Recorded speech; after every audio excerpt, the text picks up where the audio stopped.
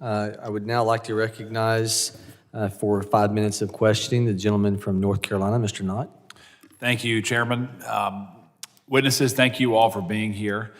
Rather than take up most of the time with speaking, I would love to go in and ask some questions about the previous 4 years and the border disaster that I saw firsthand. I want to start with Ms. Lang. One of the OIG reports under the Biden administration described the screening and the vetting implementation as soiled. Are you familiar with that report or the vetting procedures that seem to have been, I would say, deficient during the previous administration? I'm going to defer to my colleague, Ms. Bernard. Ms. Bernard. Screening and vetting.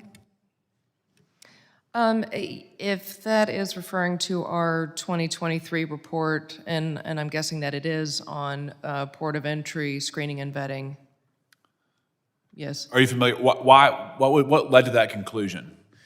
So, in that particular report, like I said a moment ago, we were looking at the technology and the processes that CBP and ICE are using at ports of entry.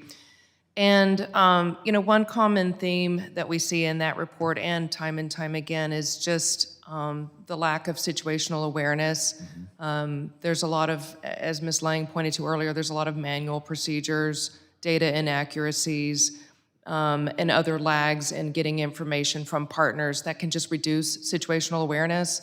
Every land port of entry is different, has different technological capabilities and infrastructure. So, Is there a system that could have facilitated appropriate screening of 11 million encounters at the border?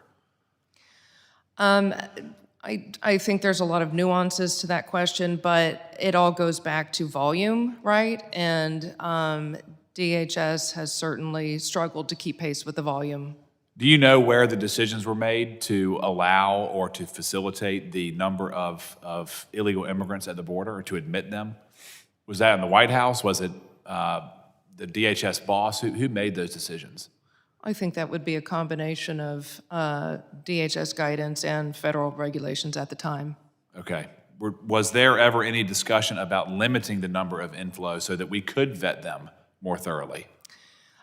We wouldn't get involved in those policy decisions at the Inspector General's office. That would be for DHS. Okay. Ms. Wang, were you familiar with any discussions that went on about limiting the number of people who were coming into the country?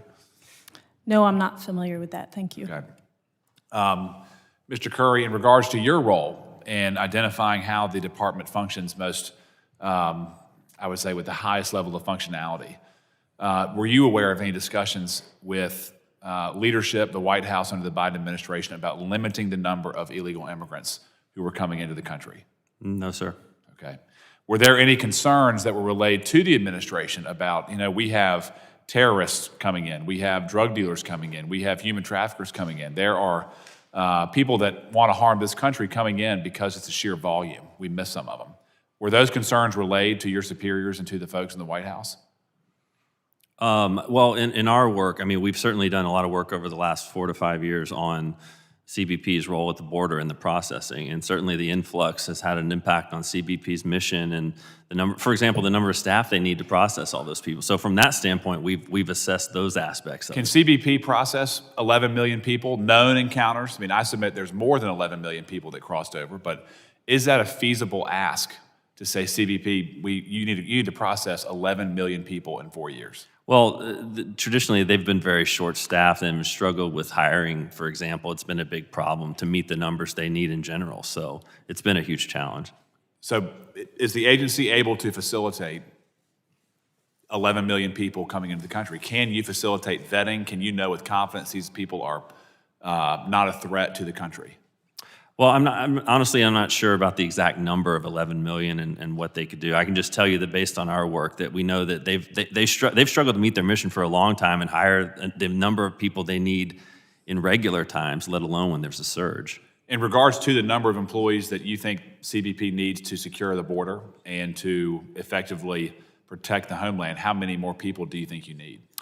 I don't have the exact hiring targets at the tip of my tongue right now. They actually, CBP does set a target of what they need, and I know that they've had challenges meeting that and hiring enough agents. We've done a lot of work on that. Part of the problem is the process. Yep. It's like a multi-year process, To hire somebody? Yeah, at CBP, it's particularly challenging, and that's been something DHS has been trying to address for quite some time. Okay.